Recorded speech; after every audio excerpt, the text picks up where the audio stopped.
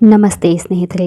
ಇವತ್ತಿನ ದಿನ ವರಮಹಾಲಕ್ಷ್ಮಿಯ ವ್ರತದ ಬಗ್ಗೆ ಮತ್ತು ಅದರ ಆಚರಣೆ ಬಗ್ಗೆ ಸರಳವಾಗಿ ಮಾಹಿತಿಯನ್ನು ತಿಳಿಯೋಣ. ಈ ವರ್ಷದ ವರಮಹಾಲಕ್ಷ್ಮಿಯು ಶ್ರಾವಣ ಮಾಸದ 2025 ಆಗಸ್ಟ್ 8ರಂದು ಆಚರಿಸಲಾಗುತ್ತದೆ. ವರಮಹಾಲಕ್ಷ್ಮಿ ವ್ರತವು ಲಕ್ಷ್ಮೀ ದೇವಿಗೆ ಅರ್ಪಿತವಾದಂತಹ ಒಂದು ಶಕ್ತಿಶಾಲಿ ಹಾಗೂ ಶುಭವಾದಂತಹ ವ್ರತವಾಗಿದೆ. ಈ ಒಂದು ವ್ರತವನ್ನು ಆಚರಿಸುವುದರಿಂದ ವ್ಯಕ್ತಿಯು ತನ್ನ ಪೂರ್ವಜನ್ಮದ ಪಾಪಗಳನ್ನು ಕಳೆದುಕೊಂಡು ಪುಣ್ಯವನ್ನು ಸಂಪಾದನೆ ಮಾಡುವಂತಹ ಅತ್ಯುತ್ತಮವಾದಂತಹ ಮಂಗಳಕರವಾದಂತಹ ಒಂದು ವ್ರತವಾಗಿದೆ. ಹೆಸರೇ ಹೇಳುವಂತೆ ವರಮಹಾಲಕ್ಷ್ಮಿ ಅಂದರೆ ಬೇಡಿದ್ದನ್ನು ನೀಡುವ, ವರವನ್ನು ಕರುಣಿಸುವಂತಹ ಮಹಾಲಕ್ಷ್ಮಿಯ ಈ ಒಂದು ಪೂಜೆಯನ್ನು ಮಾಡುವುದರಿಂದ ನಮ್ಮ ಎಲ್ಲ ಇಷ್ಟಾರ್ಥಗಳು ಸಿದ್ಧಿಸುತ್ತದೆ ಎಂದು ಹೇಳಲಾಗುತ್ತದೆ. ಹೌದು, ಹೆಚ್ಚಾಗಿ ವಿವಾಹಿತ ಮಹಿಳೆಯರು ಈ ಒಂದು ಪೂಜೆಯನ್ನು, ಈ ಒಂದು ವ್ರತವನ್ನು ಆಚರಿಸುತ್ತಾರೆ. ಹಾಗೂ ವಿವಾಹವಾದ ನವ ದಂಪತಿಗಳು ಕೂಡ ಈ ಒಂದು ವ್ರತವನ್ನು ಆಚರಿಸಬಹುದು. ಅಂದರೆ ಮೊದಲನೇ ವರ್ಷ, 3ನೇ ವರ್ಷ, 5ನೇ ವರ್ಷ ಹೀಗೆ ಬೆಸ ಸಂಖ್ಯೆಯಲ್ಲಿ ಈ ಒಂದು ಪೂಜೆಯನ್ನು ಆರಂಭ ಮಾಡಬಹುದು. ಹಾಗೂ ಈ ಒಂದು ಪೂಜೆಯಿಂದ, ಈ ಒಂದು ವ್ರತವನ್ನು ಆಚರಿಸುವುದರಿಂದ ಕುಟುಂಬಗಳಲ್ಲಿ ಸಮೃದ್ಧಿ, ಸಂಪತ್ತು ಅಷ್ಟೇ ಅಲ್ಲದೆ ಗಂಡ ಮತ್ತು ಮಕ್ಕಳು ಆರೋಗ್ಯ, ದೀರ್ಘಾಯುಷ್ಯವಾದಂತಹ ಜೀವನವನ್ನು ನಡೆಸುತ್ತಾರೆ ಎಂದು ಹೇಳಲಾಗುತ್ತದೆ.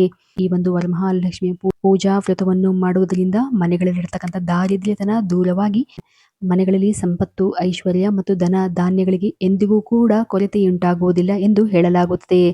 ಹಾಗೂ ಯಾವ ವ್ಯಕ್ತಿಯು ತನ್ನ ಜೀವನದಲ್ಲಿ ಅನೇಕ ರೀತಿಯಾದಂತಹ ಕಷ್ಟಗಳನ್ನು ಎದುರಿಸುತ್ತಿದ್ದರೆ, ಅದು ಆರ್ಥಿಕವಾಗಿ ಅಥವಾ ಮಾನಸಿಕವಾಗಿ, ಅಂತಹ ವ್ಯಕ್ತಿಯು ಈ ಒಂದು ವ್ರತವನ್ನು ಆಚರಿಸುವುದರಿಂದ ತನ್ನ ಜೀವನದಲ್ಲಿರ್ತಕ್ಕಂಥ ಎಲ್ಲ ಸಂಕಷ್ಟ ಹಾಗೂ ಈ ಒಂದು ವರಮಹಾಲಕ್ಷ್ಮಿ ವ್ರತವನ್ನು ಏಕೆ ಮುಖ್ಯವಾಗಿ ಮಾಡಲಾಗುತ್ತದೆ ಎಂಬುದಾದಲ್ಲಿ, ಇದು ಅಷ್ಟಲಕ್ಷ್ಮಿಯ ಆಶೀರ್ವಾದವನ್ನು ನೀಡುತ್ತದೆ ಎಂದು. ಹೌದು, ಲಕ್ಷ್ಮಿಯ 8 ದೈವಿಕ ರೂಪಗಳಾದ ಧನ, ಧಾನ್ಯ, ವೀರ, ವಿಜಯ, ಆರೋಗ್ಯ, ಸಂತಾನ, ಗಜ, ವಿದ್ಯೆ ಹೀಗೆ ಎಲ್ಲ ರೀತಿಯಾದಂತಹ ರೂಪಗಳಲ್ಲಿ ಇರ್ತಕ್ಕಂಥ ಒಂದೇ ರೂಪ ವರಮಹಾಲಕ್ಷ್ಮಿ ರೂಪ.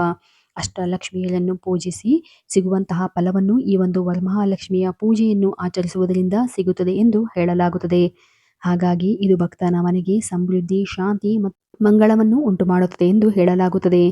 ಹಾಗೂ ಈ ಒಂದು ವ್ರತದ ಪುಣ್ಯವು ಅಶ್ವಮೇಧ ಯಜ್ಞವನ್ನು ಮಾಡಿದಷ್ಟು ಶ್ರೇಷ್ಠವೆಂದು ಕೂಡ ಪರಿಗಣಿಸಲಾಗುತ್ತದೆ. ಹಾಗೂ ಈ ಒಂದು ವರಮಹಾಲಕ್ಷ್ಮಿ ವ್ರತವನ್ನು ಹಾಗೂ ಶುಕ್ರವಾರ ದಿನ 8ನೇ ತಾರೀಕು ಆಚರಿಸಲಾಗುತ್ತದೆ. ಹಾಗಾಗಿ ಈ ದಿನ ಅತ್ಯಂತ ವಿಶೇಷವಾದಂತಹ ಯೋಗಗಳು ಕೂಡಿ ಬಂದಿರುವುದರಿಂದ ನಿಮ್ಮ ಎಲ್ಲ ಇಷ್ಟಾರ್ಥಗಳು ಸಿದ್ಧಿಸುತ್ತವೆ. ಶ್ರದ್ಧೆ, ಭಕ್ತಿಯಿಂದ ಮಾಡಿರ್ತಕ್ಕಂಥ ಈ ಒಂದು ಪೂಜೆಯು ಮಹಾಲಕ್ಷ್ಮಿಗೆ ಸಮರ್ಪಿತವಾಗುತ್ತದೆ ಎಂದು ಹೇಳಲಾಗುತ್ತದೆ. ಹಾಗೂ ಈ ಒಂದು ವರಮಹಾಲಕ್ಷ್ಮಿ ವ್ರತವನ್ನು ಹೇಗೆ ಮಾಡುವುದು ಎಂಬುದಾದರೆ, ಈ ಒಂದು ಪೂಜೆಯನ್ನು ಮಾಡುವ ಮೊದಲು ಅಂದರೆ 2 ದಿನಗಳ ಮುಂಚೆ ಮನೆಯನ್ನು ಸ್ವಚ್ಛಗೊಳಿಸಿಕೊಳ್ಳಬೇಕು, ಸಂಪೂರ್ಣವಾಗಿ ಸ್ವಚ್ಛಗೊಳಿಸಬೇಕು. ಹಾಗೂ ಪೂಜಾ ದಿನ ಗಂಗಾ ಜಲವನ್ನು ಬಳಸಿ ಮತ್ತು ಗೋಮೂತ್ರವನ್ನು ಬಳಸಿ ಮನೆಯನ್ನು ಸ್ವಚ್ಛಗೊಳಿಸಬೇಕು. ಮನೆಯ ಮುಂದೆ ರಂಗೋಲಿಗಳನ್ನು ಹಾಗೂ ಹೊಸ್ತಿಲ ಪೂಜೆಯನ್ನು ಮಾಡಬೇಕು. ಹೊಸ್ತಿಲಿಗೆ ಅರಿಶಿಣವನ್ನು ಹಚ್ಚುವುದರಿಂದ ಮಹಾಲಕ್ಷ್ಮಿಯ ಕೃಪೆಗೆ ಪಾತ್ರರಾಗಬಹುದು.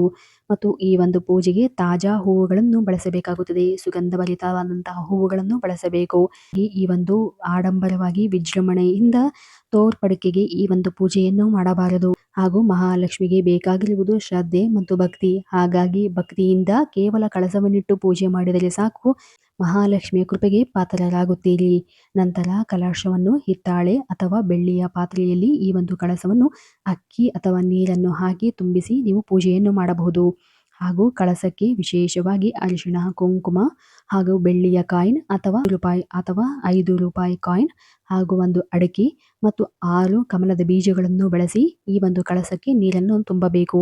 ಅಥವಾ ಅಕ್ಕಿಯನ್ನು ಹಾಕುವುದಾದರೆ ಅದರ ಜೊತೆ 6 ಗೋಡಂಬಿಗಳನ್ನು ಬಳಸಬಹುದು. ಹಾಗೂ ಈ ಒಂದು ಕಳಸಕ್ಕೆ ಬಳಸುವಂತಹ ಎಲೆಗಳು ತಾಜಾವಾಗಿರಬೇಕು. ಯಾವುದೇ ಕಾರಣಕ್ಕೂ ಮುರಿದಿರಬಾರದು ಅಥವಾ ಬಾಡಿರಬಾರದು. ಎಲೆಗಳಲ್ಲಿ ಸಾಕ್ಷಾತ್ ಮಹಾಲಕ್ಷ್ಮಿಯ ಸ್ವರೂಪವಾಗಿರುತ್ತವೆ.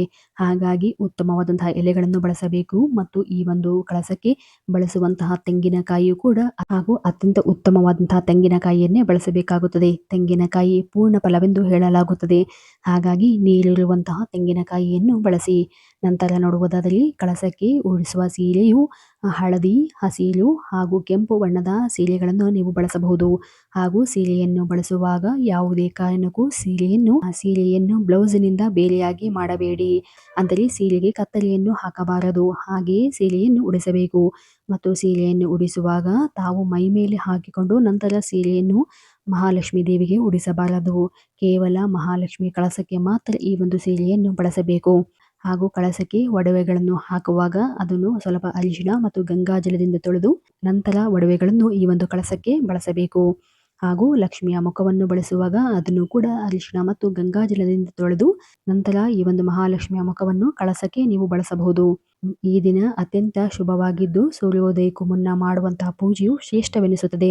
ಹಾಗಾಗಿ ಬೆಳಗ್ಗೆ ಬೇಗ ಎದ್ದು ಪವಿತ್ರ ಸ್ನಾನ ಮಾಡಿ ನಂತರ ಸಾಂಪ್ರದಾಯಿಕ ಉಡುಗೆಗಳನ್ನು ತೊಟ್ಟು ಆಭರಣಗಳನ್ನು ಧರಿಸಿ ಪೂಜೆಯನ್ನು ಮಾಡಬೇಕು. ಹಾಗೂ ಪೂಜೆ ಮಾಡುವ ಮೊದಲು ಸಂಕಲ್ಪ ಸಹಿತವಾಗಿ ಪೂಜೆಯನ್ನು ಮಾಡಬೇಕು. ಮೊದಲಿಗೆ ಗಣೇಶನ ಪೂಜೆಯನ್ನು ಮಾಡಿ ನಂತರ ಮಹಾಲಕ್ಷ್ಮಿಗೆ ಪಂಚಾಮೃತ ಅಭಿಷೇಕವನ್ನು ಮಾಡಿ ನಂತರ ನೀವು ಈ ಒಂದು ವರಮಹಾಲಕ್ಷ್ಮಿ ಪೂಜೆಯನ್ನು ಆರಂಭ ಮಾಡಬೇಕು. ನಂತರ ಕಳಶಕ್ಕೆ ಅರಿಶಿಣ ಕುಂಕುಮವನ್ನು ಹಚ್ಚಿ ತಾಜಾ ಹೂವುಗಳನ್ನು ಆಭರಣಗಳನ್ನು ಮಾವಿನ ಎಲೆಗಳಿಂದ ಅಲಂಕಾರವನ್ನು ಮಾಡಬೇಕು. ಮತ್ತು ಕಳಸವನ್ನು ಇಡುವಂತಹ ಅಂದರೆ ವರಮಹಾಲಕ್ಷ್ಮಿಯನ್ನು ಕೂರಿಸುವಂತಹ ಮಂಟಪಕ್ಕೆ ಬಾಳೆ ಕಂಬಗಳನ್ನು ಮತ್ತು ಕಬ್ಬಿಣದ ಕೋಲುಗಳನ್ನು ಕಟ್ಟುವುದು ಕೂಡ ಅತ್ಯಂತ ಶ್ರೇಷ್ಠವಾಗಿರುತ್ತದೆ. ಹಾಗೂ ಈ ಒಂದು ಮಂಟಪದ ಮೇಲೆ ಅಷ್ಟದಳ ಪದ್ಮದ ಒಂದು ರಂಗೋಲಿಯನ್ನು ಹಾಕಿ ನಂತರ ಬಾಳೆ ಎಲೆಯನ್ನು ಹಾಕಿ ನಂತರ ಕಳಸವನ್ನು ಕೂರಿಸಬೇಕಾಗುತ್ತದೆ. ಹಾಗೂ ಈ ಒಂದು ವರಮಹಾಲಕ್ಷ್ಮಿ ಪೂಜಾ ವೇಳೆಯಲ್ಲಿ ನೀವು ಸಿಹಿ ಪೊಂಗಲ್ ಅಥವಾ ತೆಂಗಿನಕಾಯಿ ಹಾಗೂ ಪಾಯಸವನ್ನು ಮಾಡಿ ನೈವೇದ್ಯವನ್ನು ತೋರಿಸಬಹುದು. ಹಾಗೂ ಈ ಒಂದು ಪೂಜಾ ವೇಳೆಯಲ್ಲಿ ಬಳಸುವಂತಹ ಹಣ್ಣುಗಳು ಅಥವಾ ನೈವೇದ್ಯಗಳು ಬೆಸ ಸಂಖ್ಯೆಯಲ್ಲಿ ಇರಬೇಕು. ಅಂದರೆ ಹಣ್ಣುಗಳಾದರೆ 3, 5, 9 ರೀತಿಯ ಹಣ್ಣುಗಳನ್ನು ಬಳಸಬೇಕು.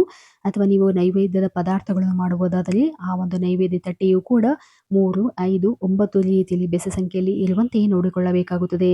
ನಂತರ ಮಹಾಲಕ್ಷ್ಮಿಯ ಪೂಜಾ ವ್ರತವನ್ನು ಅಂದರೆ ಈ ಒಂದು ಕಥೆಯನ್ನು ಓದಬೇಕು. ಹಾಗೂ ಲಕ್ಷ್ಮಿ ಅಷ್ಟೋತ್ತರ ಶತನಾಮಾವಳಿ ಮತ್ತು ಶ್ರೀ ಸೂಕ್ತವನ್ನು ಕೂಡ ಈ ದಿನ ಪಠಿಸಬಹುದು. ನಂತರ ತುಪ್ಪದ ಆರತಿ ಹಾಗೂ ಕರ್ಪೂರದ ದೀಪಗಳಿಂದ ಆರತಿಯನ್ನು ಮಾಡಬೇಕು. ಹಾಗೂ ರಕ್ಷಣೆ ಮತ್ತು ಆಶೀರ್ವಾದವನ್ನು ಸಂಕೇತಿಸುವ ತೋರಣವನ್ನು ಸಹ ನಿಮ್ಮ ಮನೆ ಬಾಗಿಲಿಗೆ ಕಟ್ಟಬೇಕು. ಹಾಗೂ ನಿಮ್ಮ ಕೈಗೆ ಪವಿತ್ರ ದಾರವನ್ನು ಸಹ ಕಟ್ಟಿಕೊಳ್ಳಬೇಕಾಗುತ್ತದೆ. ಸಂಜೆಯ ಸಮಯದಲ್ಲಿ ಮುತ್ತೈದೆಯರಿಗೆ ಸುಮಂಗಲಿಯರಿಗೆ ತಾಂಬೂಲವನ್ನು ನೀಡಬೇಕು. ಈ ಸಮಯದಲ್ಲಿ ಕಡಲೆ ಕಾಳುಗಳನ್ನು ನೆನೆಸಿ ಅದರಿಂದ ಉಸುಳಿ ಅಥವಾ ನೆನೆಸಿದ ಕಡಲೆ ಕಾಳುಗಳನ್ನು ಸಹಿತವಾಗಿ ತಾಂಬೂಲದಲ್ಲಿ ಇಟ್ಟು ಕೊಡುವುದರಿಂದಲೂ ಕೂಡ ನೀವು ಹಲವಾರು ಪ್ರಯೋಜನಗಳನ್ನು ಪಡೆಯಬಹುದಾಗಿದೆ. ಹೌದು, ಕಡಲೆ ಕಾಳುಗಳ ದಾನದಿಂದ ನಿಮ್ಮ ಜೀವನದಲ್ಲಿ ಅಭಿವೃದ್ಧಿಯನ್ನು ಕಾಣಬಹುದು ಎಂದು ಹೇಳಲಾಗುತ್ತದೆ. ನಂತರ ನೋಡುವುದಾದರೆ ಪ್ರಸಾದವನ್ನು ನೀವು ವಿತರಿಸಿ ಹಿರಿಯರಿಂದ ಆಶೀರ್ವಾದವನ್ನು ಪಡೆಯಬೇಕು. ಹಾಗೂ ಈ ಒಂದು ವರಮಹಾಲಕ್ಷ್ಮಿಯ ಪೂಜೆಯಿಂದ ಮನೆಗಳಲ್ಲಿ ಸಮೃದ್ಧಿ, ಸಂಪತ್ತು, ನೆಮ್ಮದಿ ಹೆಚ್ಚಾಗುತ್ತದೆ ಎಂದು ಹೇಳಲಾಗುತ್ತದೆ. ಕುಟುಂಬದ ಆರೋಗ್ಯ ಮತ್ತು ಯೋಗಕ್ಷೇಮವನ್ನು ಇದು ಕಾಪಾಡುತ್ತದೆ ಎಂದು ಕೂಡ ಹೇಳಲಾಗುತ್ತದೆ. ಹಾಗೂ ನಿಮ್ಮ ಜೀವನದಲ್ಲಿ ಯಾವುದೇ ರೀತಿಯಾದಂತಹ ಹಣಕಾಸಿನ ಅಡೆತಡೆಗಳು ಹಾಗೂ ಕರ್ಮ ಸಾಲಗಳಿಂದ ಒದ್ದಾಡ್ತಾ ಇದ್ರೆ ಆ ಎಲ್ಲ ಸಮಸ್ಯೆಗಳಿಂದ ನೀವು ಶೀಘ್ರವಾಗಿ ಹೊರಬರಬಹುದು. ಈ ಒಂದು ಪೂಜಾ ವ್ರತವನ್ನು ಶ್ರದ್ಧಾ ಭಕ್ತಿಯಿಂದ ಮಾಡಿದಲ್ಲಿ ನಿಮ್ಮ ಜೀವನದಲ್ಲಿರ್ತಕ್ಕಂಥ ಯಾವುದೇ ರೀತಿಯಾದಂತಹ ಸಮಸ್ಯೆಯಿಂದ ಹೊರಬರಲು ಅತ್ಯಂತ ಸರಳ ಪೂಜಾ ವಿಧಾನ ಇದಾಗಿದೆ. ಹಾಗೂ ಈ ಒಂದು ಪೂಜೆಯಿಂದ ನಿಮ್ಮ ಕುಟುಂಬದಲ್ಲಿ ಒಂದು ಬಾಂಧವ್ಯ, ಶಾಂತಿ, ಸಾಮರಸ್ಯವನ್ನು ತರುತ್ತದೆ ಎಂದು ಕೂಡ ಹೇಳಲಾಗುತ್ತದೆ. ಹೌದು, ಇವತ್ತಿನ ದಿನ ಸರಳವಾಗಿ ವರಮಹಾಲಕ್ಷ್ಮಿಯ ಪೂಜಾ ವಿಧಾನದ ಬಗ್ಗೆ ತಿಳಿಸಿದ್ದೇವೆ. ಹೀಗೆ ಇನ್ನಿತರ ಹಲವಾರು ಸರಳ ಪೂಜಾ ವಿಧಾನಗಳಿಗಾಗಿ ದಯವಿಟ್ಟು ನಮ್ಮ ಚಾನಲ್ ಅನ್ನು ಸಬ್ಸ್ಕ್ರೈಬ್ ಮಾಡಿ ಮತ್ತು ಲೈಕ್ ಮಾಡಿ. ಧನ್ಯವಾದಗಳು.